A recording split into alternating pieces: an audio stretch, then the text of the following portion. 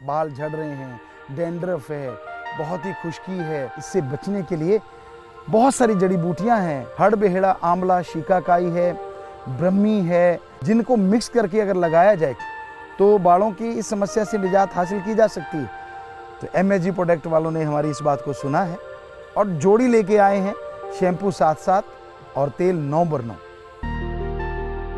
हमने लगाया है, हमें रिजल्ट मिला, आप लगाओगे आपको मिलेगा।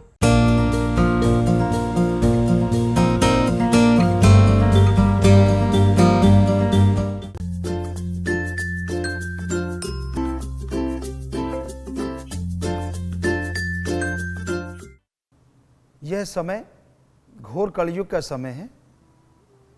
इसमें हाथ को हाथ खाए जा रहा है।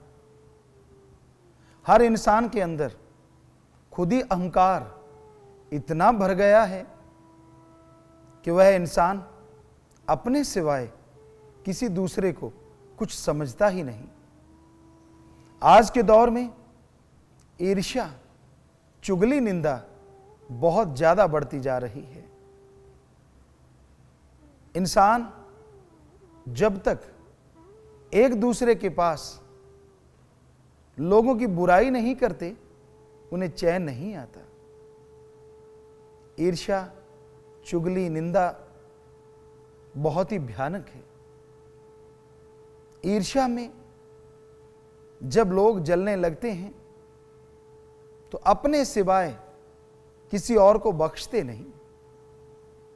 और ईर्ष्या जो बीमारी है, ये हमेशा इंसान को खाए जाती है। जिस तरह गिल्ली लकड़ी है, उसे आग लगा दी जाए, वो सुलगती रहती है, वो पूर्णतः जल के राख नहीं होती। उसी तरह आज का इंसान है। जब ईर्ष्या, नफरत में जलने लगता है, चुगली, निंदा करके तड़पने लगता है, गिल्ली लकड़ी की मानंद वो जलता चला जाता है। लकड़ी जल कोयला भई और कोयला जल भयो राख। ईर्ष्या में इंसान ऐसा जलो, कोयला भयो न राख। जिस तरह सूखी लकड़ी जब जलाई जाती है तो उसका कोयला बन जाता है, और कोयला जलाया जाता है तो वो राख हो जाता है। लेकिन इंसान ईर्ष्या में ऐसा जलता है, ना वो कोयला बनता है और ना ही राख, वो जलता चला जाता है। पुराने समय की बात है, एक संत एक फकीर की कोई सेवा करता था और वो रोजाना सेवा पे समय अनुसार आया करता था। संत उस पे बहुत खुश थे, लेकिन संत यह भी जानते थे कि वह आदमी बहुत ईर्ष्यालु है। संत उसे बहुत कुछ देना चाहते थे, लेकिन साथ में उसके स्वभाव के बारे में जान के थोड़ा चुप रहते थे। लेकिन उस इंसान ने बेइंतहा सेवा की, इंसानियत की, भगवान की औलाद की। तो संत खुश हुए, कहने लगे, बोल बेटा क्या चाहिए? कहने लगा जी कुछ ऐसा दे जाइए जो मैं मांगूं वो पूरा हो जाए। संत समझ गए कि यह क्या चाहता है। संतों ने उसे एक मंत्र दिया कि तू जो भी चाहेगा इस मंत्र का जाप करना और उसके बाद वह सामान मांग लेना। जो तू सामान मांगेगा तेरे पास आएगा, लेकिन पड़ोसी के पास दुगना आ जाएगा। वो खुश हो गया कि मुझे क्या दिक्कत है, पड़ोसी के पास आएगा तो आने दीजिए, मुझे तो मिलेगा। वो घर गया, सारे परिवार को बुलाया, कहने लगा, आज गुरुजी ने मुझे एक ऐसा मंत्र दिया है जिसका जाप करूंगा, उसके बाद जो भी मांगूंगा मिल जाएगा। सारा परिवार जन कहने लगा, फिर तो ऐसा कीजिए, सबसे पहले 36 प्रकार का भोजन मंगवा लीजिए। सुना तो बहुत है कि 36 प्रकार का होता है, खाया नहीं। तो उस आदमी ने कहा, अभी लो। मंत्र का जाप किया और मांगा कि 4-5 थाली 36 प्रकार का भोजन आ जाए। तो उसी समय वो 5 थालियां सामने आके टिक गई। बहुत अच्छे पकवान, खुशबू आने लगी, सारा परिवार खुश होने लगा। पर अचानक पड़ोसी की आवाज कानों में आई। वहां शोर शराबा हो गया, शोर मच गया। दौड़ के देखने गया क्या हो रहा है। क्या देखता है, खुद के तो 5 थाली आई हैं, पड़ोसी के 10 आ गई। बड़ी मुश्किल हो गई, बड़ी तकलीफ हो गई। अरे भक्ति करता मैं मर गया, सेवा करता मैं मर गया, और ये बैठे बैठे ऐश ले रहे हैं, ये क्या हुआ। उसने सोचा अब क्या करूं। भोजन खाने तो लगा पर स्वाद नहीं आया, क्योंकि ईर्ष्या की आग जल उठी। और संतों ने जब यह वचन किया था कि भाई तू जो मांगेगा तेरे को मिलेगा, लेकिन पड़ोसी के डबल हो जाएगा। लेकिन एक बात ध्यान में रखना, अगर किसी का नुकसान करेगा साजो सामान का, शारीरिक तौर पे, तो किसी का नुकसान नहीं होगा, तेरा जरूर हो जाएगा। तो ये वचन उसे याद आए। फिर सोचने लगा, चलो कोई बात नहीं, मुझे तो खाना मिला ना। फिर खेत जाना था, ख्याल में आया मेरे बैल हैं, बहुत कमजोर हैं, चलो मंत्र का जाप करता हूं, अच्छे बैल मांग लेता हूं, खेती बाड़ी के लिए सही रहेगा। उसने मंत्र का जाप किया और यह कहा कि एक जोड़ी बैल अच्छे आ जाएं। बस कहने की देर थी कि बैलों की एक जोड़ी घर में आ गई। भाग के पास गया, हाथ मारा ही था, पड़ोसी के शोर मच गया। क्या देखता है, खुद के तो एक जोड़ी आया, पड़ोसी के 2 जोड़ी बैल खड़े हैं। सारा परिवार किलकारियां मार रहा है। गुस्सा आ गया, ईर्ष्या की आग और धधकने लगी और जलन महसूस होने लगी। कहने लगा अब नहीं मंत्र पढ़ूंगा। गुरुजी से मंत्र महलाया, फायदा ये दुगना उठा रहे, ये मेरे हजम नहीं होता। अंदर ही अंदर जल भुन गया। परिवार वाले कहने लगे, अब मंत्र तो तेरे पास आ गया, फिर टूटे मकानों में रहना जरूरी है क्या। अरे मांग, अच्छे से महल मांग, मांग अच्छी चारपाई, अच्छा रहन सहन मांग, सुंदर मकान आ जाए। उसने मंत्र का जाप किया, बस कहने की देर थी, महल बन गया। सारा परिवार खुशी के मारे नाचने लगा। पर अभी नाच ही रहे थे, दूसरी तरफ निगाह घुमाई, पड़ोसी के 2 महल बन गए। बुरा हाल हो गया, तड़प गया, घर वालों को लड़ने लगा। आपने जबरदस्ती मंत्र का जाप करवाया।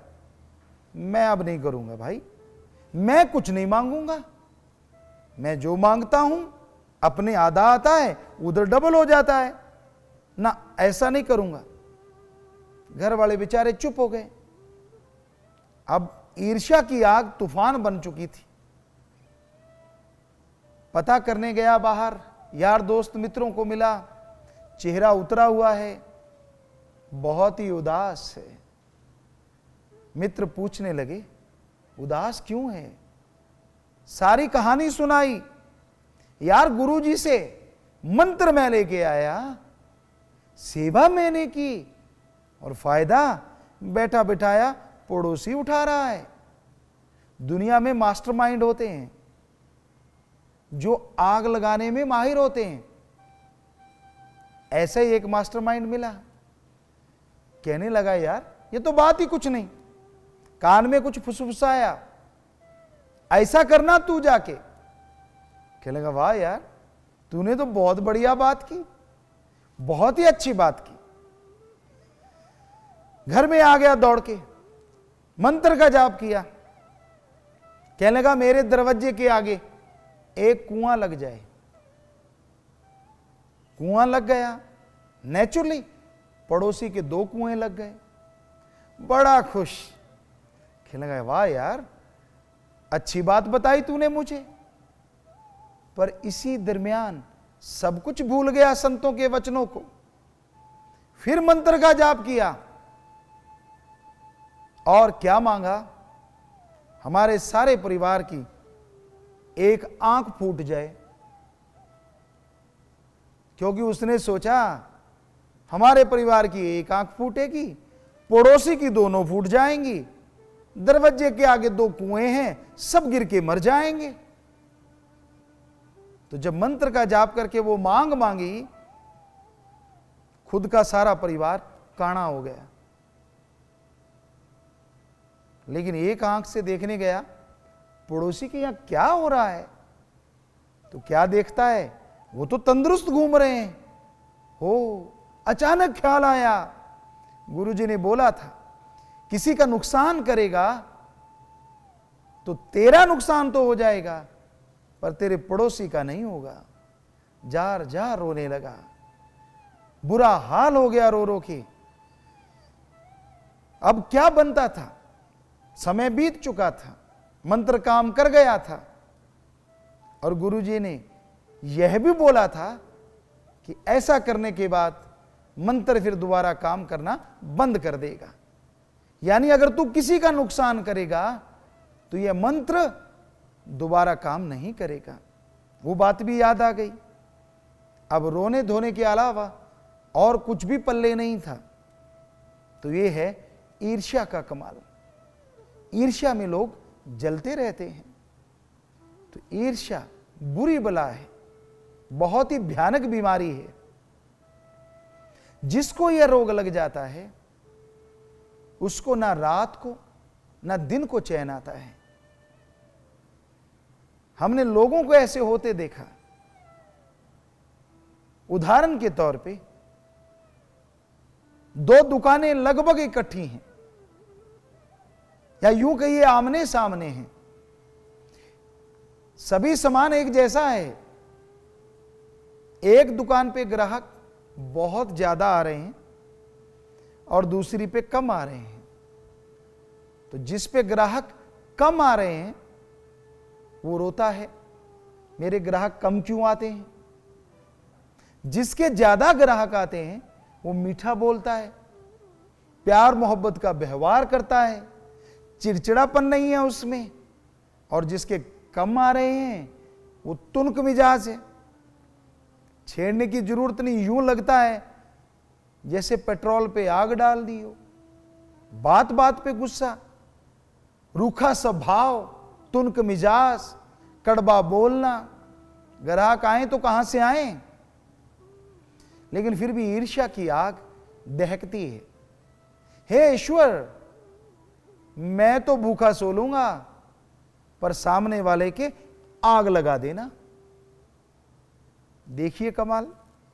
अरे ये भी तो मांग सकता है कि भगवान सामने वाले के ग्राहक आते रहें, पर मेरे भी बढ़ा दीजिए। ऐसा नहीं। ऐसा ही हमने जाट जमींदार किसानों में देखा। किसी की फसल लहलहा रही है, बहुत ही अच्छी है, बहुत ही सुंदर है, और खुद की अच्छी नहीं है। ईर्ष्या में जल जाएगा। इसकी फसल इतनी अच्छी क्यों है? भगवान मेरी तो कोई बात नहीं, ऐसा करना पानी ना बरसाना। ये नहीं देखता कि खुद की फसल में घास फूस कितना हुआ पड़ा है, जिसकी वजह से फसल फल फूल नहीं रही। उधर ध्यान नहीं है, ईर्ष्या में जल रहा है।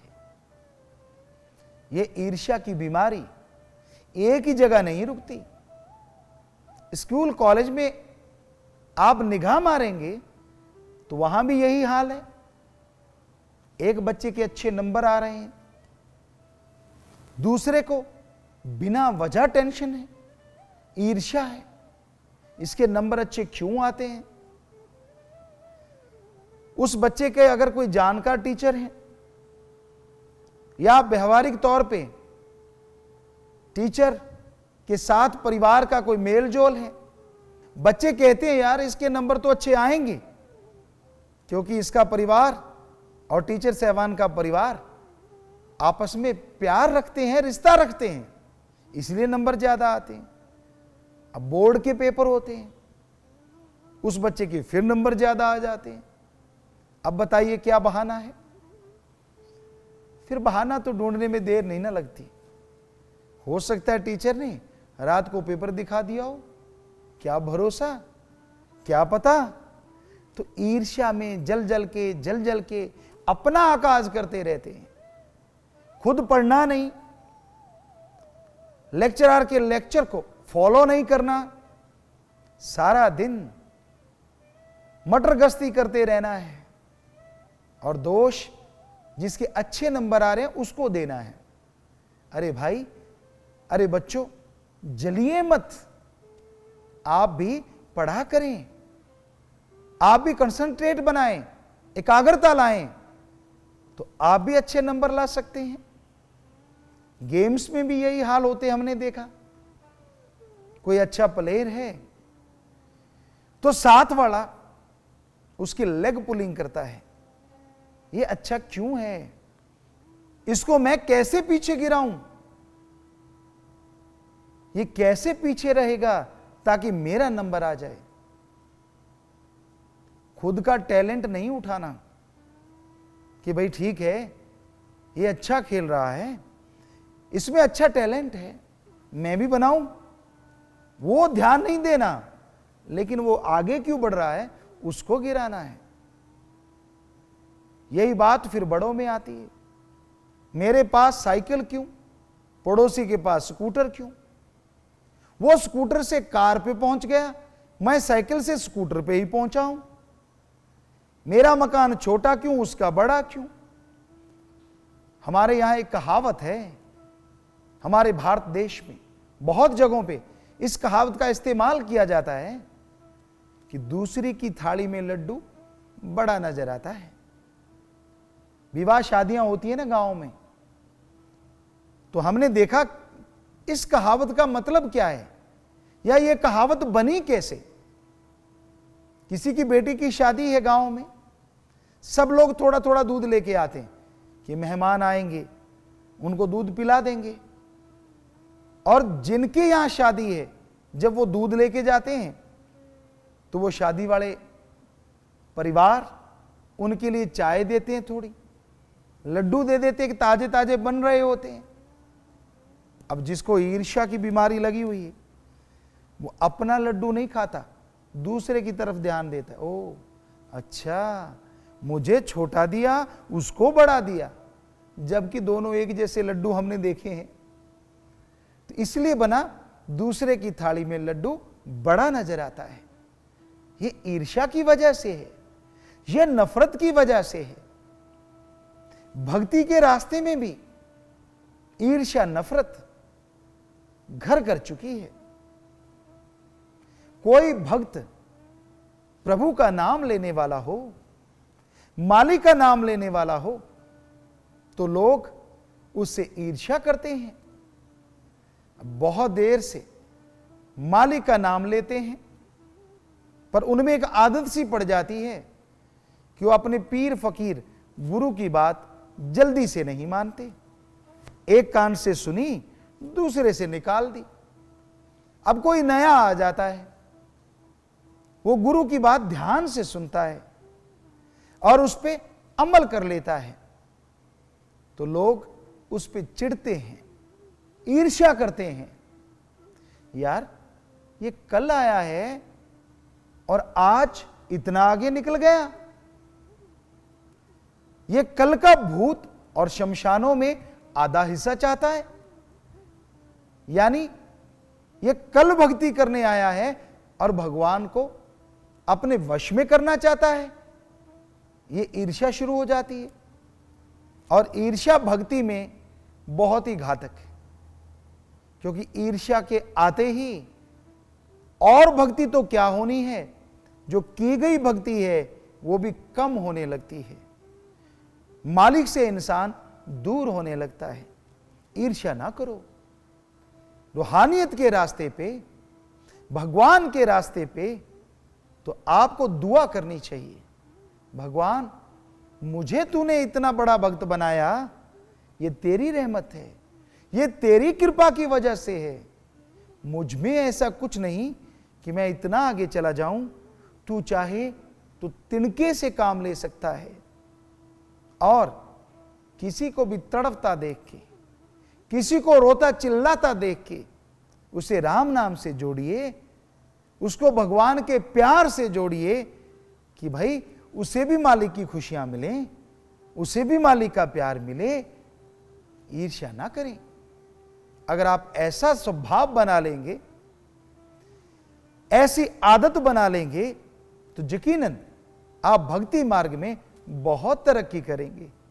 कोई गम, कोई दुख, कोई टेंशन, कोई चिंता आपको सताएगी नहीं और आप खुशियों से लबरेज होते जाएंगे।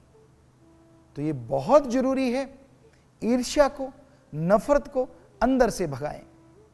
राजनीति में भी ये ईर्ष्या नफरत बड़ी ही भयानक तूफान बनी हुई है। हमने लोगों को हमारे पास आते देखा, एक ही पार्टी, अलग अलग पार्टी, सभी पार्टियों के लोग आते हैं, पर कई पार्टियों में ऐसा भी देखने में मिला, जो लोग साथ आए हैं अपने उम्मीदवार को आशीर्वाद दिलाने, जब उम्मीदवार चला गया बाद में कहने लगे हम गुरु जी से और आशीर्वाद ले लें।